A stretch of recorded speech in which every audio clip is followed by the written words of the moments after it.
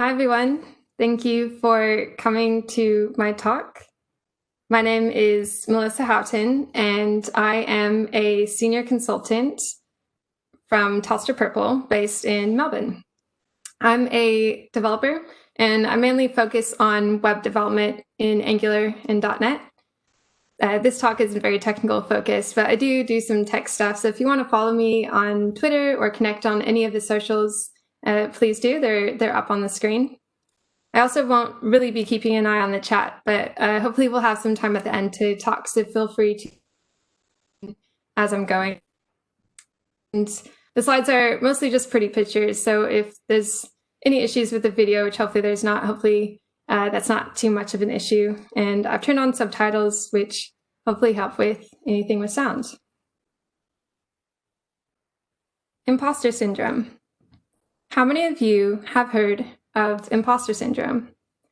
If we were in person, I would ask people to raise their hands, and I would expect to see many hands raised. If you would not have raised your hand, that's okay too. You're in the right place. But this is not a new topic. It's been covered hundreds of times in many different ways. When I was doing research for this talk, I found hundreds of articles, TED Talks, blog posts, all different kinds of things on imposter syndrome.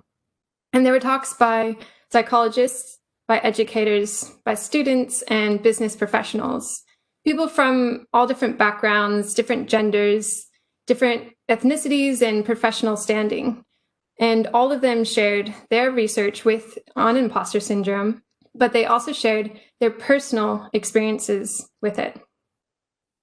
If we look into the world of celebrities, we can find some familiar faces of people who have experienced imposter syndrome. Maya Angelou, she's an American poet and civil rights activist.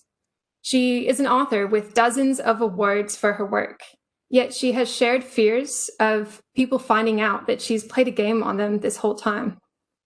Lady Gaga, a musician who always strives to be different. Some consider her to be one of the world's best music artists.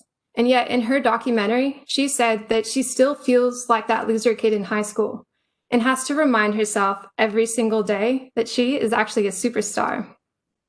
Serena Williams, a professional tennis player and former #1 in the world for women's singles tennis with 23 Grand Slam titles. But despite her success, she says that she feels she lives in her sister's shadow and she struggles to rationalize these successes.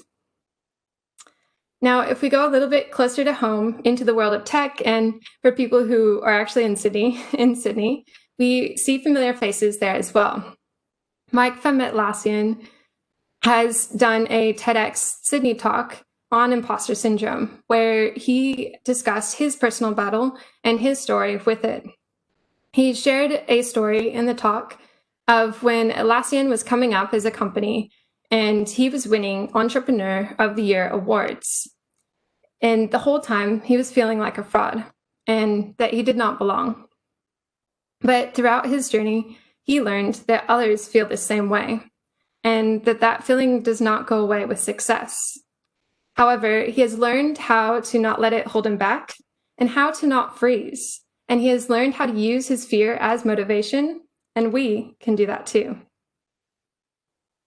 Imposter syndrome was first defined in 1978 by clinical psychologists Pauline Clance and Suzanne Imes.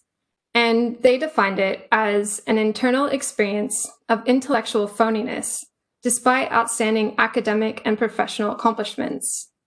So their first initial study focused on high-achieving women specifically, but since then, there has been many studies done that have proven imposter syndrome to be prevalent across all genders.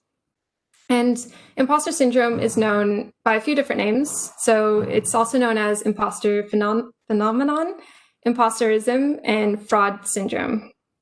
But whatever you want to call it, it's when you feel like a fraud, that you do not deserve the success and achievements that you are getting, and that you don't actually belong, and you don't know what you're doing. At the core of it, it's the inability to internalize your own success. So Who experiences imposter syndrome? Why do people experience it? What does it look like? And how can we battle against it? And how can we help others in their battle?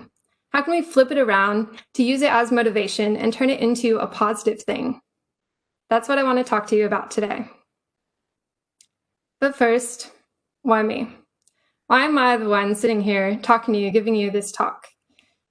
I regularly ask myself this very same question. My very first ever conference talk was on the same subject at DDD Sydney, and it was no ordinary talk. It was actually the lock note. But when I first heard that DDD Sydney wanted me to do the lock note, I thought it must be some sort of prank. It was my last night in Perth before moving all the way across the country to Melbourne, and I was leaving a job as a software developer at Bankwest, where I had worked for 4.5 years. And I was about to start a new role as a senior developer at Telstra Purple, which is a company that I always looked up to as employing some brilliant and truly amazing people. DDD Perth, the Perth version of the conference, had just finished, and I had helped organize it and put a ton of work and effort into it. I was having final drinks at the after party with some friends and colleagues, and as it was the last time I was seeing a lot of them, because I was moving, they were sharing words of encouragement and praise from their time working with me. So there's a ton of different things going on, and with all these things happening, I was having an intense internal battle with imposter syndrome. And it was at this very same time that Michelle from Yao, who was sponsoring the Locknote talk, approached me to see if I would be available to do the Locknote. And my brain jumped immediately to thinking that it must be some big conspiracy. There was no way that the people I looked up to in the tech community, or these colleagues that I admired, thought so highly of me. My subconscious was telling me they must be up to something. But they weren't. I was experiencing imposter syndrome. And this actually wasn't the first time I've experienced it. I've experienced it many times throughout my life, and I've helped others who have experienced it as well. However, the battle continues, and it's an ongoing one. So when I was still working at Bankwest, I had a secondment as the Technology Graduate Program Manager. And what that meant is that the 14 grads in the technology department reported into me as their manager. And I ran and developed the program, but most importantly, I helped guide them and help them with any sort of problems they may be facing. And the most common problem that they came to me with were those feelings of not meeting expectations, not knowing exactly what they're doing, and questioning why they got the role over somebody else and why they were there. So I talked them through these feelings that they were experiencing and helped them battle against it, because what they were working with was imposter syndrome. Although it was a bit ironic, because being in that role, I felt like an imposter. I had just finished the graduate program myself before moving into managing it. I had no prior management experience, and half of the grads who were reporting into me were actually older than me. So the photo on the screen right now is me as the manager with some of the grads. And you might be thinking, I look just like them. And a lot of people mistook me for still just one of the grads. So it's not that looks or age matter or really made me any less of a leader, but these were all factors that fed into my imposter syndrome and really made it worse. So how did I get through this? How did I ensure that these feelings would not hold me back? And how did I ensure that I could help the grads to do the same? I came up with a 3-step process to win this battle. First, I learned to recognize that what I was experiencing was imposter syndrome. Recognize when it was happening and what it looked like.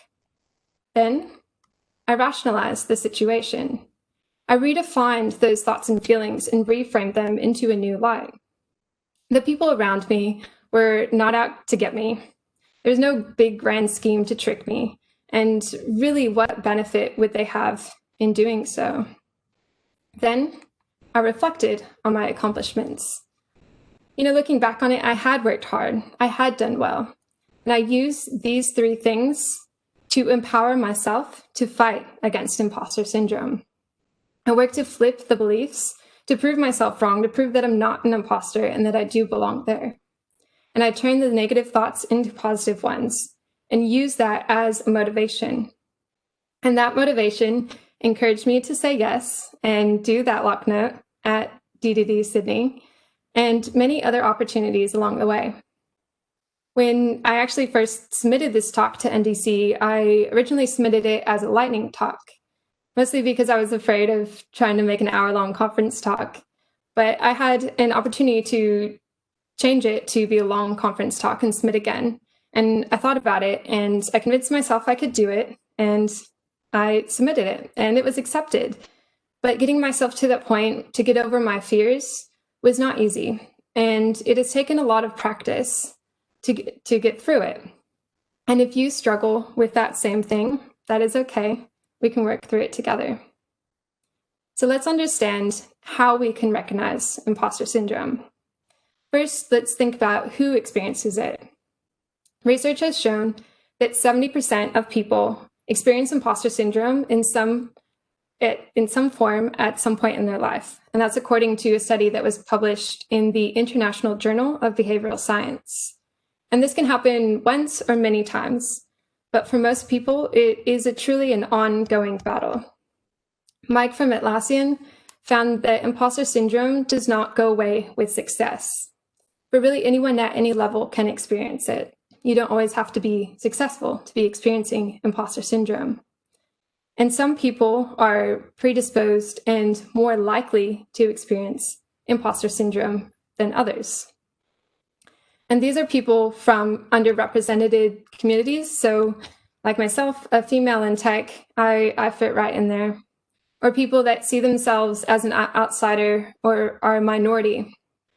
People who have struggled with mental health issues or have experienced abuse or high levels of criticism. Or people who are just naturally talented and have always had those really high expectations on them. Think about Serena Williams. She grew up in her sister's shadow and was always expected to be a big tennis star. So these people are experiencing imposter syndrome. But also people who are continuing to learn and outside of their comfort zone. If you're breaking new ground, you're more likely to feel these insecurities. A lot of the research I came across was conducted on graduate level university students. And they were actually found to experience imposter syndrome at a higher rate than others. And this is because they're in a competitive and stressful environment. They're outside of their comfort zones and outside of their depth of knowledge and continuing to learn new things. They're questioning why they were accepted into the program over someone else, comparing themselves to the classmates or people they may see as more successful. In tech, we are continually learning new things, and I believe these same theories apply to us. We're doing research and we're reading articles and publishing articles ourselves. We're spending our time attending conferences like this to stay up to date and on top of everything that's coming up in the tech world. We're continuing to study and earn those certifications. And it's easy for even a senior, someone with lots of experience, to be outshined by a junior who knows more about that new piece of technology. So we have to try to stay up to date and ahead of the curve. And sometimes we find ourselves competing to keep up. So that is why imposter syndrome is such an essential topic in the tech community. So what does imposter syndrome look like? It can look like this cartoon where we have trouble accepting compliments. We can make up excuses or just brush it off, saying, oh yeah, we were lucky, we're in the right place at the right time. We tend to undermine our achievements and discount any sort of praise. And when it comes to delivering work, we tend to over-prepare or just really procrastinate. Or like I tend to do for my talks and things, some weird, crazy combination of the two. But we can be workaholics or perfectionists, or really just avoid tasks altogether for fear of failing and not living up to those expectations. And those people that are naturally talented, who have always been told that they're the smart one, they tend to get frustrated if they don't actually get it right away. And they also have that fear of failure. But imposter syndrome usually is an internal struggle. We don't always verbalize these feelings that we're having, and sometimes we work hard to cover it up because we're worrying that people will find out that we're a fraud and that we don't belong. So if we notice ourselves or anyone else around us doing things like this, they might be experiencing imposter syndrome. And to further help us recognize imposter syndrome, Dr. Valerie Young has identified that there are 5 subtypes of imposter syndrome that you may fall into. The first is the perfectionist. So this type looks at how well they've done something. They see success only as 100% perfection, and anything short of that is considered a failure. They focus on what could have been better or what went wrong. They're your friend who gives that presentation and you're like, hey, you did a great job. And after the words, they're like, oh no, I forgot this, I messed up this, only focusing on those negative aspects. The next is the natural genius. So this type looks at how and when accomplishments happen. They focus on how easily it came to them and the speed that they were able to achieve it. And they're the ones that tend to get frustrated if they don't get it the first time. And often they can feel shame if they don't get it right away because they feel it should come naturally. The third is the superhero. This type likes to juggle tons of different roles at once, and their success is based on being able to do all of them really well. So falling short in even one of them is considered a failure. And they feel they should be able to handle it, even if their plate is completely overloaded. So this type tends to have problems with burnout and just being completely overcommitting themselves. The fourth is the expert. So this looks at what and how much they know. They measure their competence by the volume of knowledge or skill, and they fear being exposed as inexperienced. And they see lack of knowledge as a failure. And the fifth one is the soloist. So this type cares who completes the task. They see a task as an achievement only when they completed it by themselves. They're the ones who tend to give credit to the other people on the project or luck or the resources that they may have had available to them. And they often see asking for help as a sign of failure. So the type of imposter syndrome that you or someone you know may be experiencing can fall into multiple categories, and it depends on the situation. But being aware of these different types can help us to recognize and identify imposter syndrome. I know for me, my imposter syndrome tends to fall into the perfectionist or the superhero range. When I'm more in the perfectionist side, tasks can become too daunting because I know it would be hard to deliver up to the standard that I have set for myself. So then I just try to avoid them altogether. But once I do start, I overwork and overstress because I am trying to get it to that 100% perfect state. But really having the ability to recognize these can help us keep imposter syndrome down.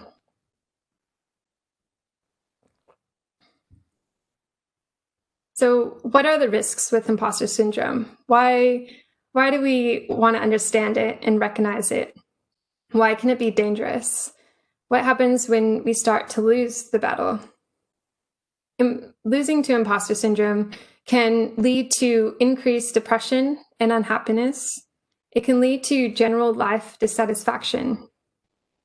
It can hold us back from accepting new roles or opportunities, or even just applying in the first place. It can prevent us from sharing our ideas and our opinions, from speaking up in a meeting and having our voices heard. It can lead to lack of motivation, and it can lead to burnout. When I was in the graduate program manager role, I had taken on more responsibility than I ever had before. I had 14 direct reports, and I was completely out of my comfort zone. At the same time, I was trying to keep up with all the volunteer user groups and conferences and things I was involved in outside of work, perfectly fitting into that superhero subtype. But I found myself overcommitted. I was losing motivation, and I no longer believed in my abilities. And on top of that, I was constantly feeling like a fraud, like they had made a mistake in giving me that role. And I was not happy in the role, and I was not happy in my life. And really, I was constantly overwhelmed. But thankfully, after a while, I was able to recognize what was happening and that something needed to change. I cut back on commitments, but those negative thoughts and feelings of an imposter remained. But now I was able to recognize they were there and move on to the next step in my process, which is to rationalize them. So I fought against the negative thoughts and that were holding me back. I thought through, does this make sense? I redefined what was happening and tried to reframe the situation. I looked at the facts and tried to practice thinking like a non-imposter, thinking that I did belong there. Does it make sense for people to play a prank on me right now? How likely was it that somebody is going to run up on stage while I'm giving the lock note and pull me off, or jump on this call right now and tell me to stop because it was just some big joke the whole time? Not very likely, I hope. But how do we rationalize these thoughts and feelings? And how do we reframe them into a new light? Well, there are two main methods to redefining imposter syndrome. The first is thought stopping. So this method is about stopping the negative thoughts in their tracks and replacing them with positive ones.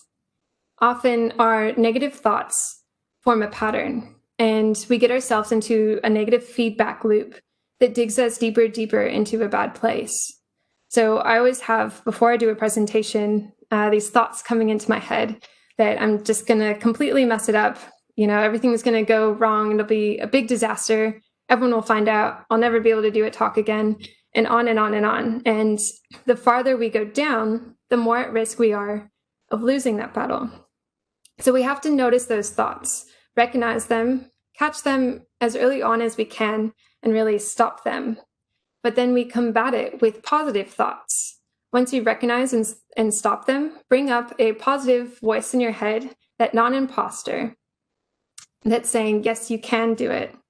Even if initially you don't believe it, continuing to say it will help reinforce the positive messages and stop the negative thoughts in their tracks. Because the thoughts and feelings that we're having do not define our actions unless we allow them to. The second method is thought shipping. And this is the idea of not waiting until your idea or thing is perfect before launch. It's very similar to that agile way of thinking, to fail fast and ship it.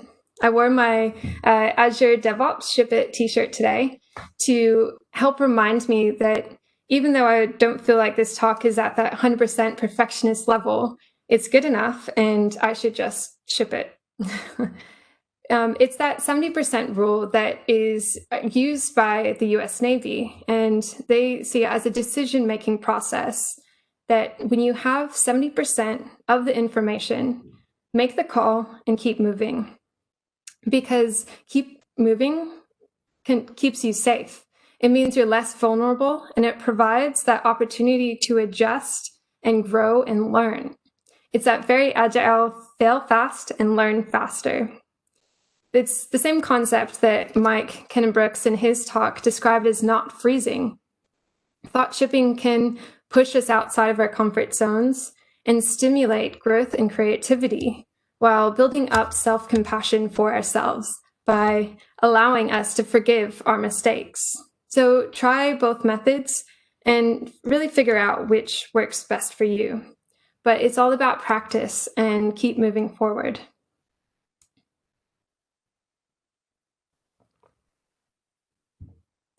But to continue to rationalize, sometimes it's hard to just do it by yourself. So it's important that we talk about it, share the feelings with other people, and lean on others when they become too heavy to bear.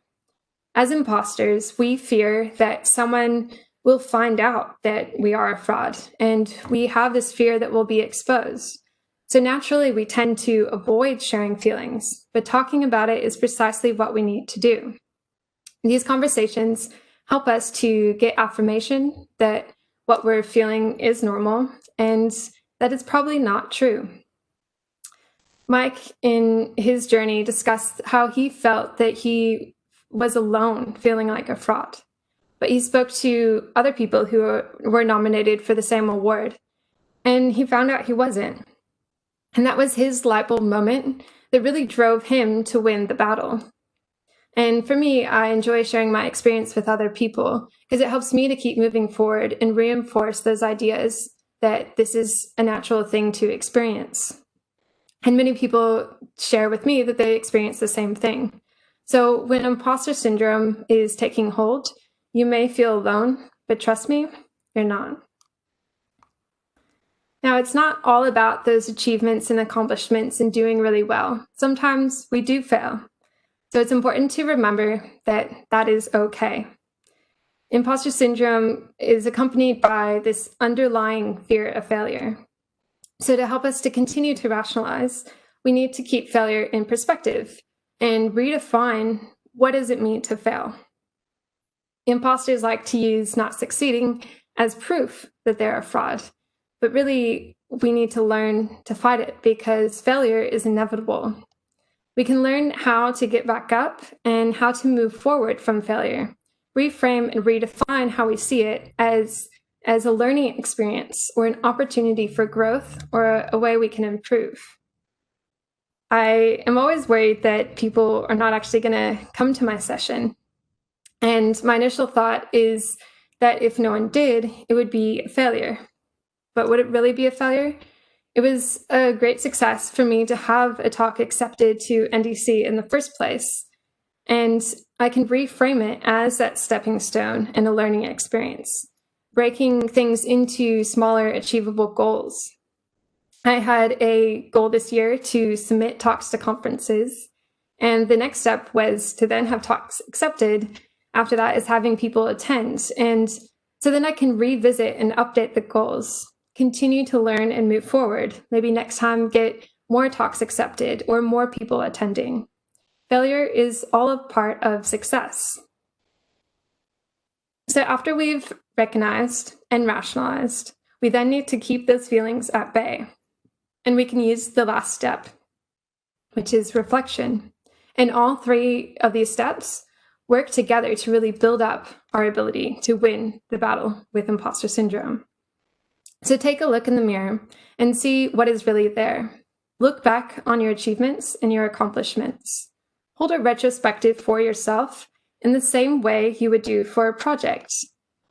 But make sure you're completing an objective evaluation of your skills, because this will allow us to distinguish reality from what our imposter syndrome has been telling us.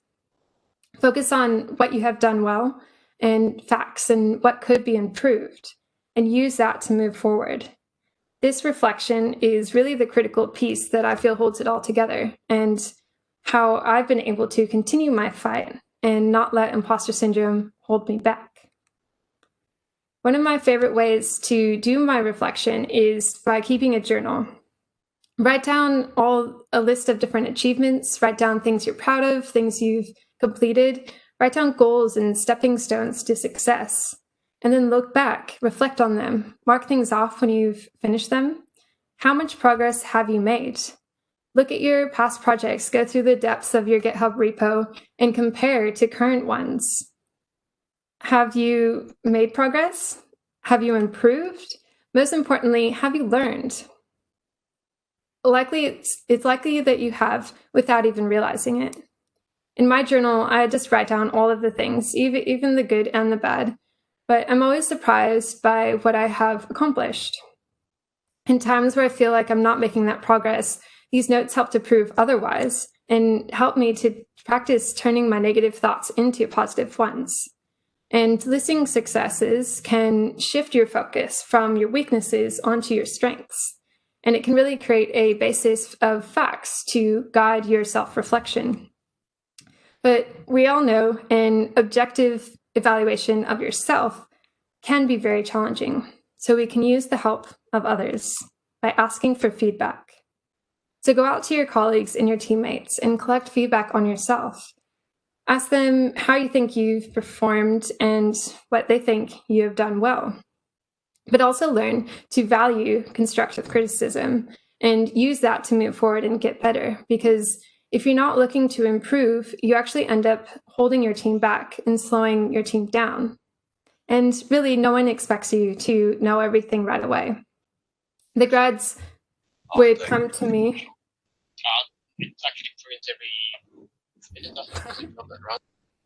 Let me mute him. All right, so the grads would come to me feeling like a fraud. And my response to them was always to get feedback. And they were often surprised with the results. There was one graduate who came to me saying she didn't understand why the senior was spending so much time pairing with her and working closely with her. And when I spoke to the senior, he said he was proud of her, that she had made really good progress and she was contributing to the team and she was a really valued team member. So it was all a matter of perspective. The expectations that the graduates had put on themselves did not match reality. We are harder on ourselves than anyone else, but getting that feedback can really help us to recognize, rationalize, and reflect, and shift those negative thoughts into positive ones, and help us all to be proud of ourselves. An issue with the current climate is the way we see the lives of others.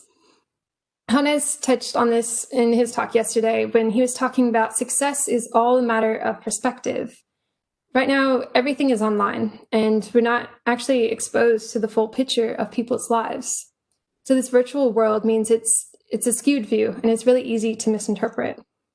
We can see all the achievements and success that people are posting on Twitter, LinkedIn, or wherever it may be. We can see them finishing projects and publishing blogs and getting promoted. But then we see ourselves with our failures as well. We can see ourselves who don't have any side projects, who really struggle to keep up with our blog and was not successful in that last promotion. Social media encourages an unhelpful social comparison, and it can really amplify that dissatisfaction and imposter syndrome that we are suffering from. So we need to learn how to separate the virtual world from reality. We can use facts about yourself and others and really reflect on the positives and what you know to be true. A friend told Mike Cannon Brooks, "You're obviously doing something right, so you should probably just keep going." Think through. How did you get to where you are? Was it luck, or was it the hard work and effort that you put in? Someone gave you that role, that job, that opportunity for a reason. Bill Gates said here, "Don't compare yourself with anyone in this world. If you do so, you are insulting yourself." Everyone has their own story, their own pathways and talents, and you are awesome for your own reasons. They hired you not because they expected you to know everything, but because they saw potential in you. Use yourself as your basis for your reflection and your guide. Most of us don't actually know what we're doing, and we don't know everything, and that's okay. You can use it as motivation to go out and learn more. You can challenge the negative thoughts and practice that positive self-talk. Practice bringing up the second voice when the negative ones start, and make the choice to fight back. You can flip limiting beliefs and use it as a challenge, a motivation to prove yourself wrong. When you hear that little voice in your head saying, "Oh, I can't do it, I'm not good enough," fight back and tell yourself, you are good enough, you can do it. But also remember, it's okay to fail. The important thing is that you learn and reflect on the experience. So when I was in the graduate manager role, I had recognized I was experiencing imposter syndrome and worked through it by rationalizing those thoughts. And I figured actually, I had done well, and there was no mistake in them giving me this role. However, I could then clearly see I was not happy in the role, and it just was not for me. I missed the hands-on tech, so I cut the secondment short and moved back to a developer role. But I was able to stay motivated and use my experience as a positive one. And I continue to reflect on my achievements. And even now, I can look back at the steps I took and how I grew from that and what I learned from it. And I can look at my goals and iterate on them and create new ones. If we practice recognizing, rationalizing, and reflecting, we can beat imposter syndrome. So what can you do? So far, we've focused a whole lot on how you can manage imposter syndrome for yourself, but you can also help others who are experiencing imposter syndrome. If you're one of the lucky ones who don't experience it, then make sure you reach out to your friends and colleagues and help them if they might be experiencing it. You can support other people in their fight. You can become a mentor to people who you see potential in or who you think might need that little extra push. You can educate somebody who you think might be experiencing it. You can help provide the tools that they need to beat imposter syndrome. You can teach them how to recognize it, how to help them rationalize their feelings, and how to reflect on their accomplishments. Guide them to opportunities they might not normally seek out themselves for fear of failing or lack of confidence. When I was a graduate, I shared my interest in a leadership role with a colleague. And then when the opportunity for the graduate manager came up, he approached me and told me he thought I would be really good at it and I should apply. My immediate reaction was, no way, I would not be successful in getting the role, let alone being good at it. But with his support, I applied and I was successful. And later on, when I was applying to roles when I was moving to Melbourne, I applied to senior level positions, despite at the time being a mid-tier developer. And I only did this because my manager had told me that he saw me reaching that senior level. So without him telling me that, I would not have had the confidence to do so. And he believed in me, and that made me believe in myself. So create a mentor program at your company or get involved in one that already exists. You can be that person that helps with somebody's fight with imposter syndrome. Give all your new starters a buddy and someone they can lean on because they might not be comfortable enough with people in your company yet. Imposter syndrome can strike at all levels. So that means we need to have the support there as well. Really, everyone needs a champion. Everyone needs somebody that can put their name forward, especially, if they might be a bit hesitant to do so themselves. But also having just a once-off conversation is really not enough. Just going up to somebody saying, hey, I think you should do this. Once you leave, they might be like, oh no, I can't do that. So you need to have a continual plan and offer that ongoing support and continue to give them those nudges. Help encourage the self-reflection by driving goal setting and set up a career and coaching plan. Studies have shown that coaching and career planning leads to a positive effect on people's confidence and pushes them up in the fight against imposter syndrome. And so you can be that one who gives the confidence to somebody who needs it.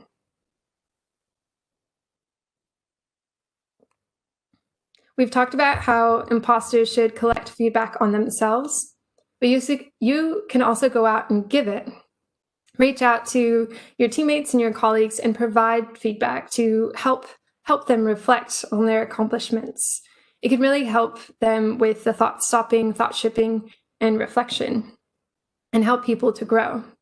Tell people when they have done well, say, I love your work, and create a system for your team to be able to recognize each other and really celebrate success. I know Microsoft Teams and LinkedIn both have built-in tools that allow you to send praise and shout-outs to colleagues. And in my company, we have a monthly Discover Master Influence Award where you can nominate a teammate who has gone above and beyond, and in return, they'll receive a gift card for their efforts. But even if they initially brush it off or make up some excuse, this continual feedback and celebration of success can help wear down the negative thoughts and really build up the positive ones. But make sure you give people credit for their strengths and let them know why you hired them, why you think they would be good for that opportunity. Otherwise, they might just be questioning why they ended up there. So let them know what they have achieved using facts. Focus on what they've done well and explain how it was done well. And really help credit their success to internal factors, because one of the main things with imposter syndrome is that we struggle to internalize our success. Within your team, you can also nurture a growth mindset. And this is the idea that you can develop intelligence and skill and having an open mind for learning and failure and change. The growth mindset leads to higher productivity, more achievement, and just in general, higher life satisfaction. A fixed mindset, on the other hand, is the belief that intelligence is static and cannot be changed. And this can really hold us back. But unfortunately, a fixed mindset often accompanies imposter syndrome and feeds into it. It can drive the worries that you don't belong or you will just never be good enough. So if we develop a growth mindset within our team, we can challenge this. Help your team to view any sort of setbacks or struggles as an opportunity, and make sure you don't reprimand mistakes, but use them as a way to learn. So help people appraise a new attempt, a well-directed effort, or challenging the status quo, and strive away from just praising on intelligence alone. Use facts and really shape your praise to give them a clear picture as to why they should be there. Help guide their self-reflection and their journey. Outside of mentoring and support, we can create a positive culture and working environment for our team by fostering community and diversity and inclusion. We can remove any sort of blame culture and competition that can drive imposter syndrome and create a safe place where people can really be themselves, where they feel comfortable to share those ideas and challenge the ways and learn from them. Dr. Valerie Young found a sense of belonging fosters confidence. And we already know that minorities and people outside of their comfort zone experience imposter syndrome at a higher rate. So focusing on that diversity, inclusion, and positive culture can help to remove some of those barriers. The more people around you who look and sound like you, the more comfortable you feel. And the more welcoming people are, the more confident you are. So having that confidence and comfort can really help your team to speak up and believe in themselves and really work to their full potential.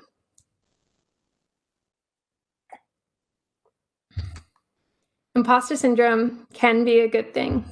It doesn't always have to be bad. We can use it as a challenge to prove ourselves wrong and anyone else who may be thinking we're an imposter. Mike in his talk found himself in a situation where he did not know the things that people expected him to, but instead of freezing, he used it as an excuse to go out and learn, to go out and figure out the information that people were expecting him to have. He may have done it out of fear of looking like a fraud or being found out, but he used it as a force for good. So you can motivate yourself to take on that new challenge and prove yourself and everyone else wrong. And remember that it's okay to not know everything, and it's okay to fail. Keep learning and fight against imposter syndrome. Really, imposter syndrome can make us stronger. Through all this recognizing, rationalizing, and self-reflection, we learn to recognize our feelings and we drive our self-awareness and our emotional intelligence. We get comfortable with being uncomfortable, and it really helps us to learn about who we are, helps us to learn about ourselves, but to also open up and connect to other people and understand other people on a new level. Having that open mind helps us to be more accepting of what is to come, any sort of change, and we're in a very turbulent, change-heavy time right now, so it's important that we focus on that. It can help us to be more productive, more confident, and more successful. It can help us to become a better leader, a better mentor, and a better friend. Remember, imposter syndrome can happen to anyone at any level, no matter how successful they may appear or what level of their career they're at. And imposter syndrome is not always visible. So whether you're just starting out or you're an industry leader, know the signs, know when to ask for advice, and how to use it. Share your experiences and feelings with other people. Practice thought shipping and thought stopping. Create that positive environment for yourself and your whole team. And just in general, be aware of it and help those around you fight it as well. Recognize those negative thoughts and feelings of being a fraud as imposter syndrome. Look out for those around you who we've identified may be at higher risk or who are always just making excuses or over-preparing or procrastinating. Support one another to try for new opportunities and celebrate success within your team. Tell people you love their work. Help people to rationalize the situation. Think through the internal feelings of being a phony. Did you get to where you are by luck? Or was it really your skills, talents, and expertise? But at the same time, make sure you don't compare yourself to others. We all have our own story and our own journey.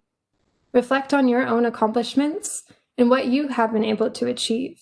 And we can motivate ourselves to believe that we can do it. We can do the lock note at DDD Sydney, and we can do a talk at NDC, and we can get that senior role. The battle with imposter syndrome is an ongoing one.